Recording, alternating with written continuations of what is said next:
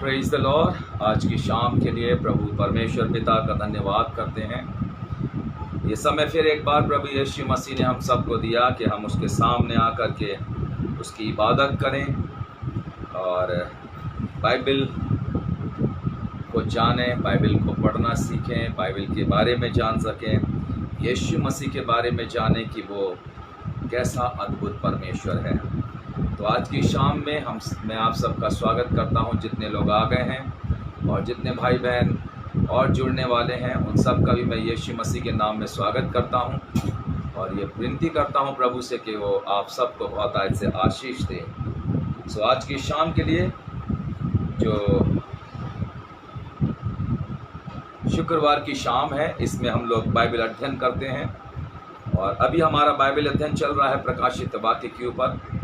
सो आज प्रकाशित वाक्य के अंदर ही हम लोग हैं और उस सारी चीज़ों के बारे में आज हम लोग फिर एक बार बातचीत करने के लिए प्रभु के चरणों में। Praise the Lord. आप सबको जय मसीह की। प्रभु आप सबको बहुत आशीष दे। और मैं आज आपके सामने फिर प्रकाशित वाक्य को लेकर के आया हूं और प्रकाशित वाक्य का पहला अध्याय ही अभी चल रहा है और आज हम उसकी 7वीं आयत के बारे में बातचीत करेंगे। और 7वीं आयत जो है, इसको हमने 2-3 हिस्सों में रखा हुआ है। आज हम उसका एक हिस्सा पढ़ेंगे और अगली बार हम उसके दूसरे हिस्से को पढ़ पाएंगे, उसके बारे में बातचीत कर पाएंगे। यहाँ पर लिखा हुआ है 7वीं आयत के अंदर, देखो वो बादलों के साथ आने वाला है। प्रकाशित वाक्य को जब आप पढ़ते हैं तो आप बहुत ध्यान से वो सारी चीज़ें जो आप पढ़ चुके हैं, पढ़ पाए हैं, जो पिछली किताबों के अंदर बाइबल में, उनको दिमाग में रख करके आगे आइए। लिखा हुआ है, देखो वो बादलों के साथ आने वाला है और हर एक आंख उसे देखेगी, वरन जिन्होंने उसे देखा था वो भी उसे देखेंगे और पृथ्वी के सारे कुल उसके कारण छाती पीटेंगे।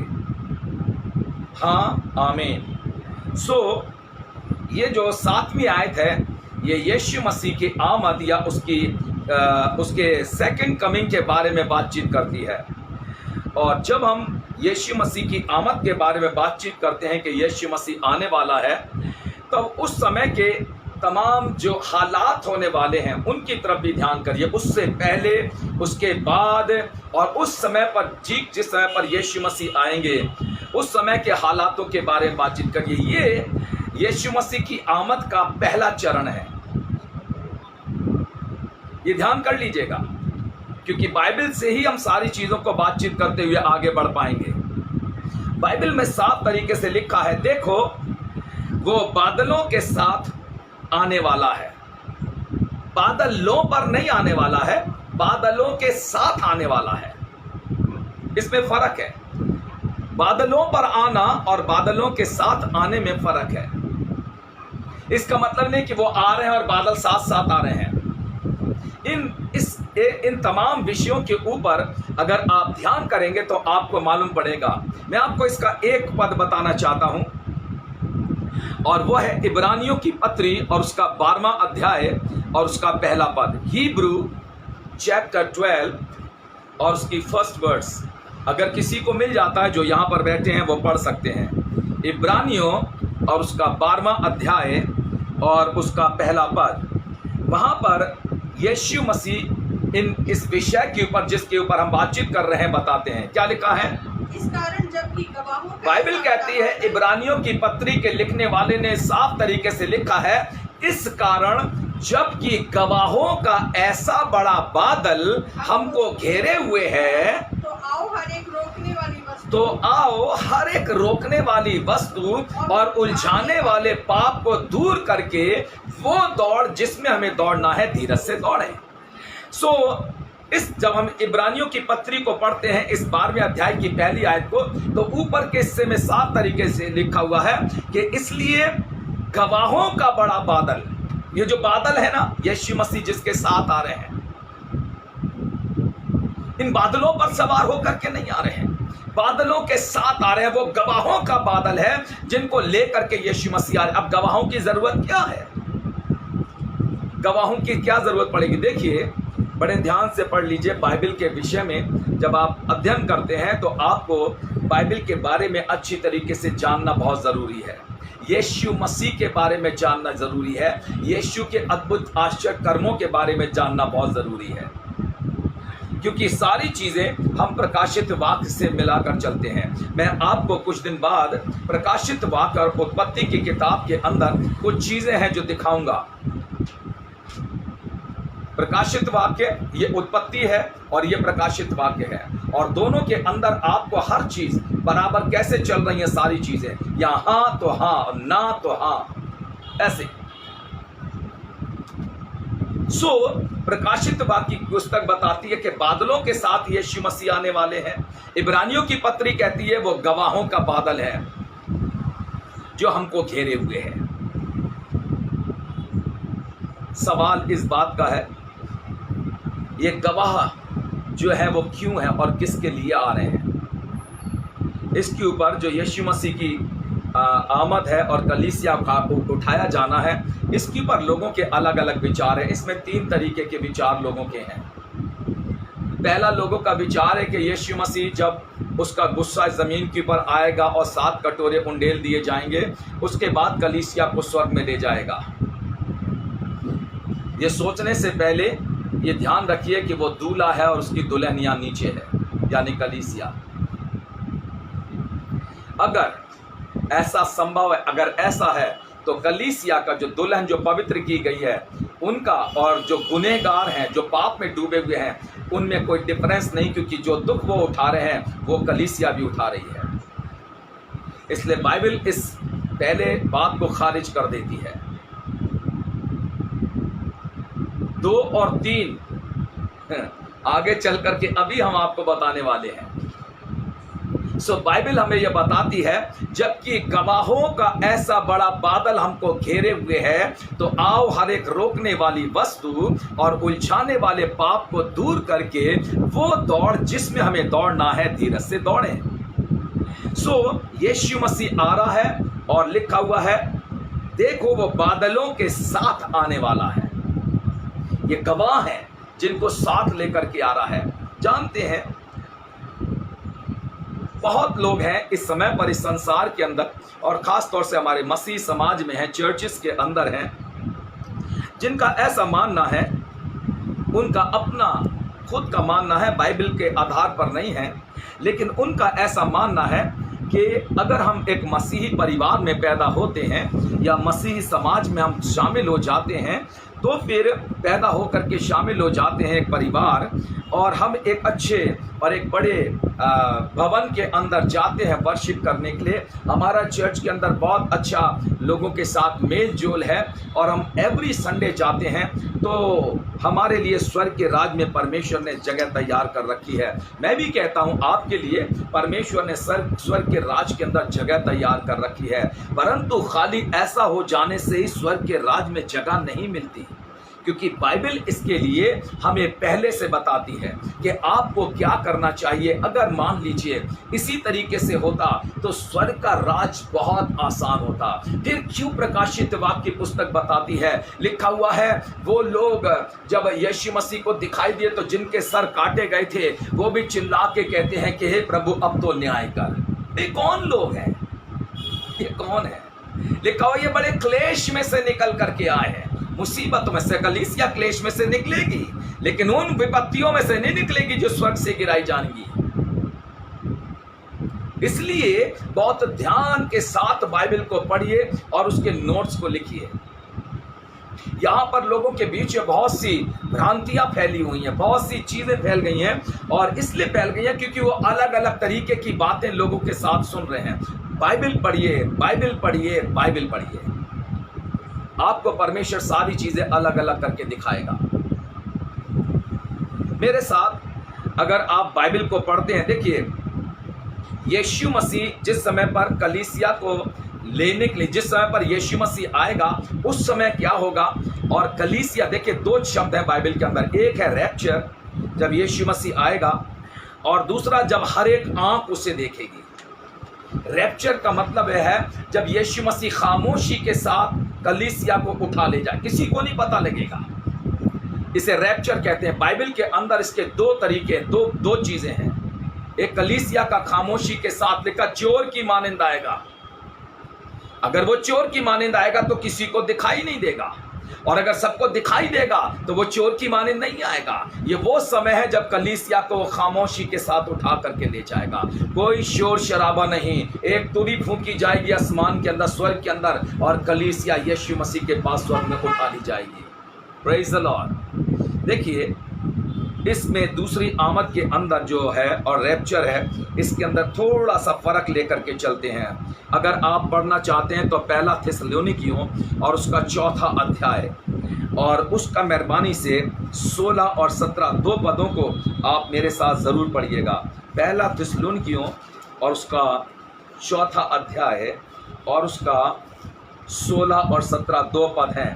यहाँ पर बहुत साफ तरीके से लिखा है, क्योंकि प्रभु आप ही स्वर्ग से उतरेगा, उस समय ललकार और प्रधान दूत का शब्द सुनाई देगा। जब यीशु मसीह आएगा उस समय ललकार और प्रधान दूत का शब्द सुनाई देगा, और परमेश्वर की तुरी फूंकी जाएगी, और जो मसीह में मरे हैं, मरे हैं पहले वो जी उठेंगे।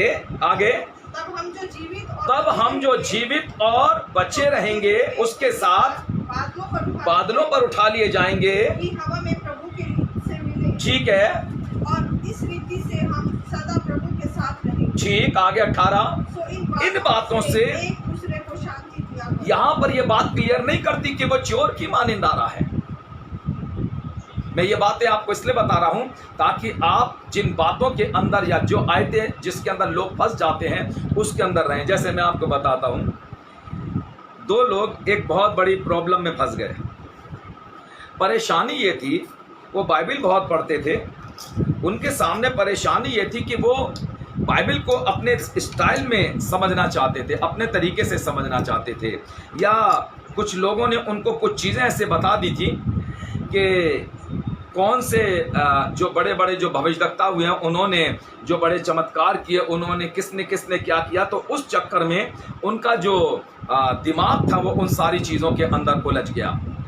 सो मैं चर्च ले रहा हूँ, खड़े होकर के वर्शिप चल रही है और दो भाई बैठ करके आपस में बातचीत कर रहे हैं। और बातचीत क्या हो रही थी कि यीशु मसीह के आने से पहले जो दो गवाह ज़मीन के ऊपर आएंगे, उनमें एक भाई कह रहे थे कि एलिया आएगा और मूसा आएगा, क्योंकि मूसा ने पानी से, उनको किसी ने समझाया था, मूसा ने पानी से बड़े बड़े चमत्कार किए हैं, और ये सारी चीज़ें वो पढ़ रहे हैं। दूसरे भाई जो थे उनके, वो बता रहे थे कि एलिया और मूसा नहीं आएंगे, एलिया और हनोक आएंगे।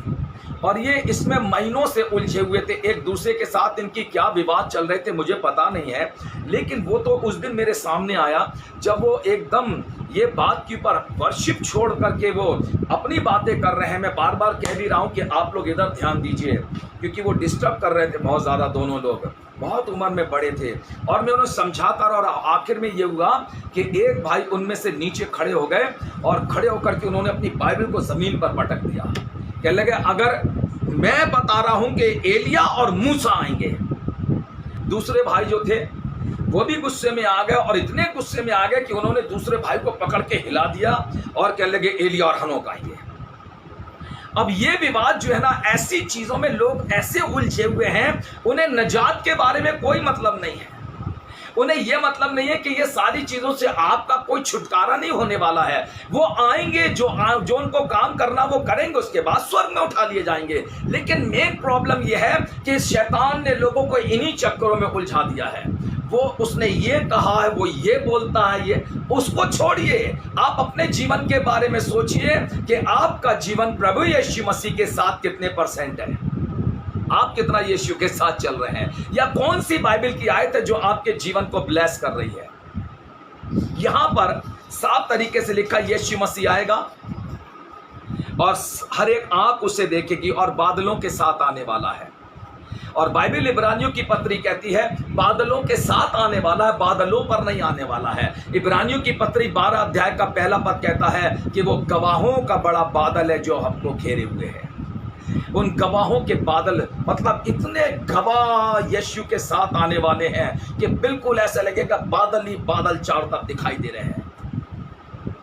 बादलों का गवाह, बादलों की तरह गवाह, ढेर के ढेर, एक दो गवाह नहीं, गवाही गवाहियाँ होंगी जो हमारे, देखिए यीशु मसीह से लोग कहेंगे मत्ती की इंजील के 7 बाब की 21 आयत के अंदर कि हमने तेरे नाम से बदरुएं निकाली हैं, हमने तेरे नाम से ये काम किया था, हमने ये काम किए, हम गरीबों से, सब कुछ बोलना शुरू कर देंगे। यीशु मसीह ने उनको देखा, उनकी बातें सुनी है। मत्ती की इंजील के 7वें अध्याय को और उसका 21वां पद में आपको पढ़ के बता देता हूँ। बड़ा इंटरेस्टिंग है वो आयत, और मैंने उसको बार बार इसलिए पढ़ता हूँ क्योंकि मुझे उसको पढ़ने में इसलिए आनंद आता है कि लोगों की जो सोच है उसको यीशु मसीह कैसे बदलेगा। 7 बाब और उसकी 21 आयत में लिखा है, जो मुझसे हे प्रभु कहते हैं उनमें से हर एक स्वर्ग के राज्य में प्रवेश ना करेंगे, परंतु वही जो मेरे स्वर्गीय पिता की इच्छा पर चलते हैं। आगे 22 आयत कहती है, उस दिन बहुतेरे मुझसे कहेंगे, प्रभु से बात करेंगे, उस दिन बहुतेरे मुझसे कहेंगे, हे प्रभु क्या हमने तेरे नाम से भविष्यवाणी नहीं की, और तेरे नाम से दुष्ट आत्माओं को नहीं निकाला, और तेरे नाम से बहुत अचंभे के काम नहीं किए? तब यीशु कह रहे हैं, तब मैं उनसे खुल करके कह दूंगा कि मैंने तुमको कभी नहीं जाना। हे कुकर्म करने वालों, मेरे पास से दूर हो जाओ। कुकर्मों को रोकिए जो कर रहे हैं ना, बाइबल का शब्द है। यीशु कह रहे हैं, कुकर्मियों, मैं तुम्हें जानता ही नहीं, तुम कौन हो। तुमने दुष्ट आत्मा निकाल रहे हो, वो तुम अपने तरीके से कर रहे हो, लेकिन कुकर्मों को तो छोड़ो। स्वर्ग के राज के अंदर एक पाप करने वाला भी नहीं जा सकता है। अगर एक कुकर्म करने वाला दुष्ट आत्माएं निकाल रहा है, दुआ कर रहा है, दहेकियां दे रहा है, चंदे दे रहा है, चर्च में स्पेशल गीत गा रहा है, साज बजा रहा है, बाइबल की रीडिंग कर रहा है, पर एक कुकर्मी है वो, कोई भी कुकर्म करता है, और प्रभु मैं तेरे नाम से सब कुछ कर रहा हूं, मैं जो स्वर्ग में दे दे। और अगर प्रभु कहता चलो एक ही तो करता, बुला दो, तो फिर एक झूठा भी आएगा। प्रभु एक कुकर्मी गया है, मैं तो सिर्फ झूठ बोलता हूं, झूठा भी आ जाओ। प्रभु वो झूठा कुकर्मी गया, मैं तो चोर हूं, तो वहां पर तो धीमे धीमे सारा पाप पड़ता चला जाएगा, फिर वो स्वर्ग नहीं रह गया। स्वर्ग वो जगह है जहां पर पाप शब्द ही नहीं है। जीवन को इतना उज्जवल, इतना पवित्र बनाए कि प्रभु यीशु मसीह जिस समय पर चोर की मानिंदाए कलीसिया उठा ली जाए, उसके साथ हम भी यीशु मसीह के साथ बादलों पर उठा लिए जाए। Praise the Lord. So Bible का परमेश्वर बड़े साफ शब्दों में हमें बताता है। मैं आपको एक आयत और पढ़ाना चाहता हूं, और वो है 1 कुरिन्थियों और उसका 15 अध्याय, और उसका 1 कुरिन्थियों उसका 15 अध्याय और उसका 51 और 52 दो पद हैं जो मैं चाहता हूं कि आपके सामने पढ़ूं। देखो, पौलुस कहते हैं कुरिन्थियों की कलीसिया को चिट्ठी लिखते हुए, देखो मैं तुमसे भेद की बात कहता हूं कि हम तो नहीं सोएंगे परंतु बदल जाएंगे, और ये क्षण भर में पलक मारते ही, पिछली तुरी फूंकते ही होगा, क्योंकि तुरी फूंकी जाएगी, मुर्दे अविनाशी दशा में उठ जाएंगे और हम बदल जाएंगे। ऐसे होगा सब कुछ। ऐसे नहीं होगा जैसे हमने अक्सर, क्या होता है, अगर आप किसी को बोल दीजिए, मैं क्षमा चाहता हूं, पर सच्चाइयां हैं, बतानी बहुत जरूरी होती, लाजमी होती हैं। किसी को ऐसे बोल दिया गया एक चर्च के अंदर, मैं भी था, मैं उस समय थोड़ा छोटा सा था, वो प्रचारक थे, पर वो यहाँ नहीं रहते थे, वो USA में रहते थे। उनका क्या तरीका था मुझे समझ में नहीं आया, लेकिन वो बात मेरे दिमाग में आज तक है, और वो सीन मेरे सामने हमेशा रहता है। और पादरी साहब थे, और उन पादरी साहब ने ऐसे कहा कि आइए, समय पे हम लोग ऑफरिंग हो गई थी, चंदे की दुआ करेंगे, और मैं चाहता हूं, हमारे पादरी साहब USA से आए हैं, मैं चाहता हूं कि आज आप खड़े होकर के प्लीज़ हमारे चंदे के लिए दुआ कीजिए, आगे आ जाइए। वो वहाँ खड़े हुए, और खड़े होकर के उन्होंने थोड़ी देर तक अपना ऐसे किया। अभी हम लोग सब उनको देख रहे हैं, हम सोच रहे हैं वो दुआ शुरू करेंगे। उसके बाद उन्होंने रुमाल निकाला, कुछ पसीना वगैरह पोंछा। कह लेगा, क्या मैं आपसे 2 शब्द बात कर सकता हूँ? पादी साहब से उन्होंने कहा, भाई साहब ने, जो दूसरे USA से आए थे, वो बोल रहे थे। कह रहे, जी सर बताइए। कह लगा, सर अगर आपको मुझे चंदे के लिए दुआ करानी थी तो आपको लास्ट वीक में मुझे बोलना चाहिए था कि आप चंदे पर दुआ करिए ताकि मैं प्रिपेयर होकर आता। हमने तेरे नाम से बहुत कुछ किया है, बहुत कुछ। बाइबल कहती समय और असमय तैयार रहे। समय और असमय मतलब वक्त बेवक्त तैयार रहे। हर समय प्रभु यीशु मसीह के लिए तैयार रहे। आपको कोई भी मौका, हमें तो मौके की तलाश रहती है। मैं तो आपको सच बताता हूं, जो ईमानदार लोग हैं ना, बड़े पक्के विश्वासी हैं, उन्हें तो मौके की तलाश चाहिए। आप 1 मिनट के लिए बोलिए, वो आपका 1 घंटा ले जाएंगे। मुझे कहीं बोलने के लिए बुलाया गया था, प्रतापगढ़ की बात है, और जब मुझे वहाँ बुलाया गया तो मैं इससे पहले मैं बोलता तो एक भाई साहब को बोल दिया गया कि आप कुछ अपनी गवाही दीजिए। तो वो खड़े हो गए और मुझे वहाँ बुरा नहीं लगा, पर मैं कह रहा हूँ, मैं आनंद से भर गया इस बात को देख करके। उनसे कहा गया कि आप 5 मिनट लीजिए और अपनी गवाही बताइए, और उनको वो मीटिंग दी गई 6:20 पे, तो फिर 25 पे देना था उनको। और उसके बाद उन्होंने अपनी गवाही देना शुरू करी और बाइबल की आयतें बताते और गवाही देते और बोलते रहे और बोलते रहे और बोलते रहे। करीब 45 मिनट के बाद जो कन्वीनर थे जिन्होंने मीटिंग करी थी, कहने लगे सर पास जाके, सर 45 मिनट हो गए भाई साहब बैठे हैं। हाँ बस 5 मिनट। और उसके बाद फिर उन्होंने 20 मिनट लिए और उसके बाद मुझसे कहने लगे सर थोड़ा सा समय ज्यादा मैंने ले लिया। मैंने कहा सर मजा इस बात का आया कि जो आपके पास था वो आपने लोगों को बांट दिया। मुझे खुशी इस बात की होती है कि खुदा के लोग हमेशा तैयार रहते, उन्हें कुछ बोल दीजिए कहने के लिए, हर समय तैयार है। Praise the Lord. बाइबल क्या बताती है? एक तुरी फूंकी जाएगी, पिछली तुरी फूंकी जाएगी और ये क्षण भर में ऐसे होगा, पलक झपकते ही मुर्दे जिंदा, कब्रें खुली, मुर्दे जिंदा हुए, स्वर्ग में इधर कलीसिया स्वर्ग के अंदर। मतलब ऐसा नहीं होगा धीमे धीमे जा रहे हैं उठ करके, ऐसे नहीं है, पलक झपकते ही होगा और सब कुछ हो गया। तब पता लगा कब्रिस्तान खाली हो गए, कुछ कब्रें खाली हो गई, कुछ लोग जो साथ बैठे थे वो दिखाई नहीं दे रहे हैं। क्या हो गया अचानक कि उनके कपड़े यहाँ पड़े हैं, सब लोग के सब दिखाई नहीं दे रहे हैं। ये परमेश्वर का अनुग्रह लोगों पर होगा, जो उसके हैं वो स्वर्ग में उठा लिए जाएंगे। Praise the Lord. बाइबल क्या कहती है, मैं आपको बिल्कुल क्लियर करके सारी चीज़ें बताना चाहता हूँ। पहला पतरस और उसका 3रा अध्याय और उसका मेहरबानी से 9 और 10 2 पद को पढ़ लीजिए। 1 पीटर और उसका 3rd चैप्टर, पहला पतरस और उसका 3रा अध्याय और उसका 9वां और 10वां पद। देखिए क्या लिखा हुआ है। प्रभु अपनी प्रतिज्ञा के विषय में देर नहीं करता। जी नहीं, ये नहीं है, बुराई से बुराई के बदले बुराई मत करो और ना गाली के बदले गाली दो। हाँ, टिट फॉर टैट होते हैं ना। आगे बढ़िए। पर इसके विपरीत आशीष ही दो। ठीक है, क्योंकि तुम आशीष के वारिस होने के लिए बुलाए गए हो। जी। क्योंकि जो कोई जीवन की इच्छा रखता है, हाँ, और अच्छे दिन देखना चाहता है, जी, वो अपनी जीभ को बुराई से और अपने होठों को छल की बातें करने से रोके। देखिए बाइबल तैयारी कैसी चाहिए है।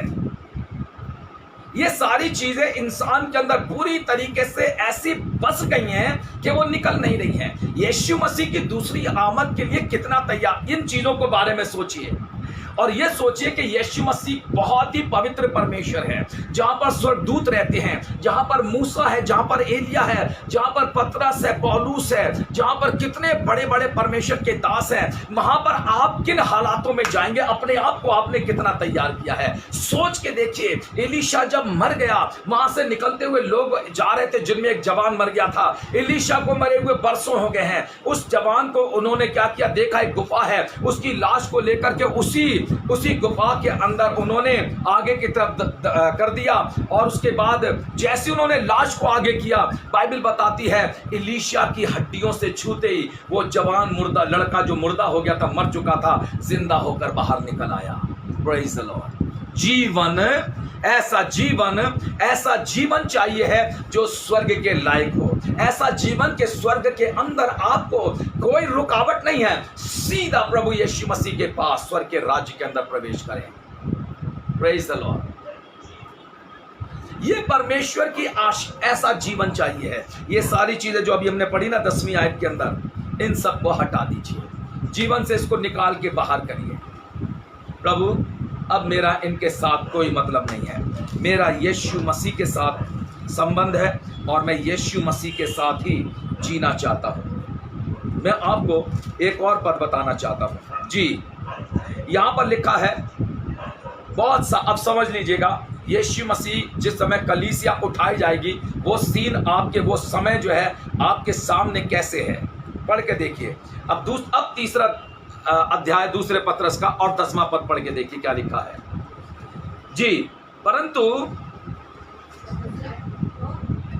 तीसरा अध्याय दूसरा पत्रस 10वां पद,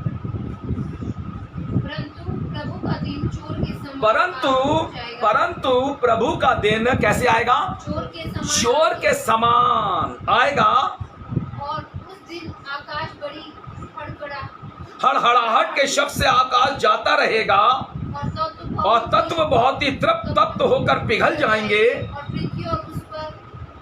पृथ्वी और उस पर के सारे काम नाश हो जाएंगे। जब यीशु मसीह आएगा तो लिखा हुआ है, कलीसिया को उठाएगा, तब लिखा हुआ है परंतु प्रभु का वो दिन चोर की मानिंद आएगा। और बाइबल कहती है जब यीशु मसीह आएगा तो बादलों का गवाह, बादलों को जो गवाह रूप में है उनको लेकर के आएगा, और लिखा हर एक आंख उसे देखेगी, लिखा वह हर जाति के लोग उसको देखेंगे।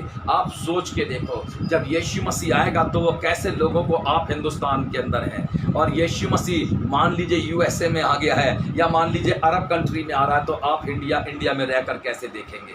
हर चीज़ के लिए प्रभु ने इंसान को बुद्धि दी है। जो आज ये सैटेलाइट वगैरह जो बनाए जा रहे हैं ना, ये ऐसे ही नहीं बन रहे हैं। बाइबल की सारी भविष्यवाणियां आपसे आप लोग पूरे किए जा रहे हैं, आपसे आप। सब कुछ अपने आप बनाते चले जा रहे हैं और इससे बहुत नुकसान भी होने वाला है, लेकिन परमेश्वर चाहता है उसका वचन, जो भी उसका कलाम है वो पूरा होगा और होकर रहेगा। आकाश बड़ी हड़हड़ाहट के साथ चला जाएगा, लोगों को गड़गड़ाहट, अभी भी बादल जब गरजते ना, अब गरजना शुरू होते ना तो गरजते हुए दिखाई देते थे, बादल गरज रहे हैं भाई, लेकिन जब बिजली चमकती तो सबको दिखाई देती है। यीशु मसीह का जब कलीसिया उठाई जाएगी तो बादल की गड़गड़ाहट जैसा समझ लीजिए, और लेकिन जब यीशु मसीह जिस समय पर अपने लोगों के साथ, गवाहों के साथ आएगा और अगर एक आंख उससे देगी तो समझ लीजिए बिजली की तरह चमकती हुई वैसा दिखाई देगा। दोनों में अंतर है। यीशु मसीह कलीसिया को शांति के साथ उठा के स्वर्ग के अंदर ले जाएगा। आप जानते हैं जिस समय पर किसी की शादी होती है, ब्याह होता है, उस समय पर उस शादी के अंदर कुछ अलग अलग चीज़ें होती हैं। वो सब इंसान ने अपने आप तैयार किए हैं, खुदा ने इंसान को अकल दी, इंसान ने तैयार की है। जिस समय पर दूल्हा दुल्हन को लेने के लिए आता है, उस समय पर दूल्हा ऐसा ही नहीं होता कि घोड़े पे सवार हुआ या पैदल या कार में बैठ करके चुपचाप से निकल आया। उस समय पर दूल्हा आता है, तब लिखा बैंड बाजे, धूम धड़ाका, पटाखे सब चलते हैं। यीशु मसीह के आने से पहले अभी से ही आपको पटाखों की, बॉम्ब्स की आवाज़ सुनाई दे रही है। कभी कोई देश किसी के ऊपर धूम धड़ाका चल रहा है। यीशु मसीह का दूल्हे के आने का टाइम हो गया कि वो अपनी दुल्हन को लेकर के जाएगा। चारों तरफ धूम धड़ाका चल रहा है। ये यीशु मसीह की कलीसिया के उठाए जाने के निशानात हैं। होश में रहिए, जग जाइए, कलीसिया में, दुल्हन में शामिल होइए, अपने आप को तैयार करिए, पवित्र करिए। ये जो मुंह भरे रहते हैं ना गुटकों से और पानों से, और वो यहाँ दबाए रहते हैं होंठों के नीचे, थूकिए इनको। क्योंकि मैंने जब किसी से बात कर रहा था, कह रहा भाई साहब आप ये चीज़ें बताते ना तो मत बताया करिए, क्योंकि इनसे खुदा का मतलब नहीं है। तो भाई मेरे, मैंने उनसे कहा अगर खुदा का इससे मतलब नहीं है तो बाइबल के अंदर लिखा है अपने शरीरों को जीवित और पवित्र और परमेश्वर को भावता हुआ बलिदान चढ़ाओ। तो तम्बाकू खाते हुए मुंह से बदबू मार रही है, ऐसा जीवन प्रभु के राज्य के लिए नहीं है। Praise the Lord. खुदा ने इंसान को अकल ही क्यों दी है? परमेश्वर ने तो इंसान को निजात का रास्ता भी दिया है, वो क्यों नहीं चुनते हैं? ये सारी नाश करने वाली चीजें ही आपको क्यों पसंद आती हैं? इंसान का अपना चुनाव है। बाइबल कहती है, पहला दूसरा पत्रस का 3 अध्याय के 10वें पद में लिखा हुआ है कि वो देखो चोर की मानिंद आएगा। ये है यीशु मसीह के कलीसिया का उठाए जाना, जिसको अपन रैप्चर बोलते हैं। कलीसिया खामोशी के साथ उठा ली जाएगी। स्वर्ग में एक तुरही फूंकी गई है। यीशु मसीह अपनी कलीसिया के लिए, दुल्हन के लिए तैयार है। और बाइबल बताती है कब्रें खुली, मुर्दा जिंदे हुए, इधर से कलीसिया सबके सब स्वर्ग के अंदर, क्योंकि वो यीशु मसीह के लोग हैं जिन्होंने अपने आप को यीशु के लिए पूरी तरीके से तैयार कर रखा है। Praise the Lord. देखिए, मैं आपको रोमियो की पत्री में से एक आयत पढ़ाना चाहता हूँ, और उसका शायद 8वां अध्याय है और बड़ा कीमती पद है। यहाँ लिखा है 8 बाब और उसकी 18 आयत से मैं पढ़ता हूँ। लिखा हुआ है, क्योंकि मैं समझता हूँ कि इस समय के दुख और क्लेश उस महिमा के सामने जो हम पर प्रकट होने वाली कुछ भी नहीं, क्योंकि सृष्टि बड़ी आशा भरी दृष्टि से परमेश्वर के पुत्रों के प्रकट होने की बाट जो रही है। वो आकाश बादलों के साथ आ रहा है। सृष्टि, ये जो सृजी गई चीजें हैं, ये उस दिन का इंतजार कर रही है कि कब परमेश्वर के पुत्र प्रकट होंगे, कब वो इस सड़ाहट से, इस तमाम गलीजपन से, इस तमाम गुनाह से, जिसके अंदर तमाम पाप से भरी हुई जिंदगियां दफन की गई हैं, बाइबल बताती है वो आप ही बड़ी पीड़ा में तड़प रही है और अपने छुटकारे का इंतजार कर रही है। वो स्वतंत्रता प्राप्त करना चाहती है, ये तड़प रही है। बाइबल में लिखा हुआ, उसकी अगर आप 22वीं आयत को पढ़िए, लिखा, क्योंकि हम जानते हैं कि सारी सृष्टि अब तक मिलकर कहरती और पीड़ा में पड़ी तड़पती है। और लिखा हुआ है, केवल वही नहीं, हम भी जिनके पास आत्मा का पहला फल है, आप ही अपने में कहरते और लेपालक होने के और अपनी देह के छुटकारे की बाट जोते हैं। सृष्टि, ये सारी चीजें जो सृजी गई हैं, उस गुनाह की वजह से तड़प रही हैं। ये आजाद होना चाहती है, ये चाहती है कि इसको, ये जो पृथ्वी परमेश्वर ने बनाई थी, इसलिए बनाई थी कि परमेश्वर इसके ऊपर उसके लोग रहें, यहाँ पर उसका राज्य रहे, लोग यीशु मसीह से परमेश्वर से बातचीत करें। और ये शुरू भी हो गया था कि खुदा आदम को बनाया, हव्वा को बनाया, फिर उतर आता था उनसे मिलने के लिए। ये काम तो शुरू हो चुका था, लेकिन उस नाश करने वाले ने, बर्बाद करने वाले ने आकर के हव्वा को बहकाया, हव्वा ने आदम को बहकाया। और उसके बाद जहां पर परमेश्वर आशीष पैदा करना चाहता, जहां पर खुदा उनको रखना चाहता था, जहां पर आशीषें ही आशीषें थी, वहीं पर श्राप हो गया। और बाइबल बताती, परमेश्वर ने कहा, तू अपने पसीने की कमाई खाएगा, ये जमीन तेरे लिए ऊंट कटारे उगाएगी, कांटे ही कांटे होंगे। यीशु मसीह की आमद, यीशु मसीह का राज्य, यीशु मसीह का प्रकट होना बहुत जल्दी है। वो कभी भी किसी भी समय पर कलीसिया का उठाया जाना होगा। उससे पहले, उसके बाद जितनी चीज़ें चलेंगी वो बहुत खतरनाक होने वाली हैं। तैयार होना चाहिए, अपने को तैयार करना चाहिए। यीशु मसीह, मैं तैयार हूँ, मुझे तेरे राज्य के लिए तैयार कर। मैं तेरे साथ उस समय के लिए तैयार होना चाहता हूँ जब तू अपनी कलीसिया को लेने के लिए आने वाला है। एक आयत है और वो बताती है, जब यीशु मसीह लोगों को दिखाई देगा, जब हर एक आँख उसे देखेगी। एक्चुअल में हमारे पास अपने चर्चों की लोगों के पास इतनी परेशानियां हैं कि वो बाहर नहीं निकल पाते हैं। अपने को, अपने चर्च को, अपनी कलीसिया को, मैं पासबानों से कहना चाहता हूं, अपनी कलीसियाओं के लिए आप प्रार्थना करिए।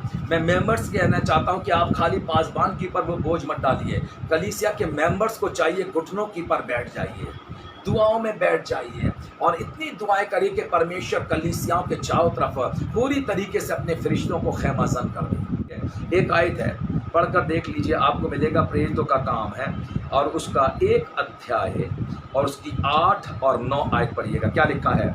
फिर 10वीं भी पढ़ लीजिएगा और 11वीं भी पढ़ लीजिएगा। प्रेरितों का काम, उसका 1 अध्याय, उसकी 8, 9, 10, 11 4 आयतें हैं। पढ़कर देखिए क्या लिखा है जी। हाँ, हाँ, परंतु जब पवित्र आत्मा तुम पर आएगा तब तुम सामर्थ पाओगे और यरूशलेम और सारे यहूदियों और सामरियों में हाँ, पृथ्वी की छोर तक मेरे गवाह होंगे। ठीक है यह कहकर वो उनके देखते देखते ऊपर उठा लिए गए जी, और बादलों ने उसे घेर, उसकी आंखों में छिपा लिया। ठीक है। और उसके जाते समय जब वे आकाश की ओर ताक रहे थे, हाँ, तो देखो 2 पुरुष श्वेत वस्त्र पहने हुए उनके पास आ खड़े हुए जी, और उनसे कहा, हे गलील पुरुषों, तुम क्यों खड़े आकाश की ओर देख रहे हो? हाँ, हे गलीली पुरुषों, तुम लोग क्यों खड़े हुए आकाश की तरफ देख रहे हो। यीशु मसीह स्वर्ग में उठा लिया गया है। जैसे तुमने उसको जाते हुए देखा है, वैसे ही उसको आते हुए भी देखोगे। गलीली पुरुषों, यीशु मसीह ऐसे गया। अभी लोग इंतजार कर रहे हैं यीशु मसीह के आने का। तैयारी करिए कि स्वर्ग में उठा लिए जाए। आएगा, ये तो उसका वायदा है और वो कभी बदलता नहीं है। ये यीशु एक ऐसा परमेश्वर है जो जिंदा है और कभी झूठ नहीं बोलता, कभी बदलता नहीं है। ये यीशु एक ऐसा परमेश्वर है जिसके वसीले से आपको और मुझको नजात मिली है। ये यीशु एक ऐसा परमेश्वर है जिसके नाम से सारी कौमें जो हैं वो आशीषें पा रही हैं। ये बड़ी बात है। यीशु मसीह के नाम में मैं और आप यीशु मसीह के लहू में छिप करके और सिर्फ प्रार्थना के अंदर चलिए। लिखा हुआ तुम जैसे इंतजार कर रहे हो, अब देखो मत वो उठा लिया गया चला गया, अब इंतजार करो कि आप कब उठाए जाओगे स्वर्ग के अंदर। वैसी तैयारी चाहिए है, वैसी तैयारी चाहिए है। मैं आपको लगातार इस बाइबल अध्ययन से पहले जो चर्च संडे सर्विस आती है, बुध का और शुक्रवार का दिन आता है, तब मैं लगातार आपको ये बताते जाता हूं कि अपने आप को तैयार करिए, यीशु मसीह के राज्य के लिए तैयार करिए, यीशु के राज्य के लिए। आप यहाँ पर होते, जब आप अपने चर्च के अंदर होते हैं तो आप बहुत धर्मी होते हैं, लेकिन जब आप चर्च के बाहर होते हैं तो आप वो नहीं होते जो आप चर्च के अंदर कलीसिया में होते हैं। तब आप बदल चुके होते हैं, आप फिर वैसे ही होते हैं जैसे आप हैं।